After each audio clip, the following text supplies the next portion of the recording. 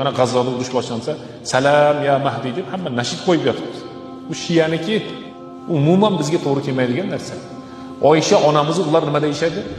Zinokor deyishadi. Men o'shlarda shunday deydimikin deb o'zim ham bir kun o'ylanib qoldim. YouTube'ga yozsam internetga shu yozyapti.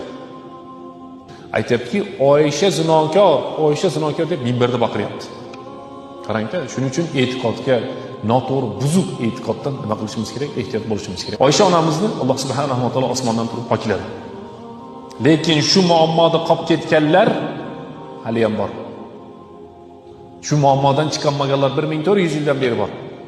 Shiyalar bugungacha zinokor deyapti. Shiyalar bugungacha zinokor deyapti. Xudoning qudratini qarang. Al jazaa'u min jinsil amal. Kim nima qilsa o'zi ham hayotda shuni ko'radi. Bir kunlik nikohga, bir soatlik nikohga hozir ham ruxsat. Zinoni norasmiy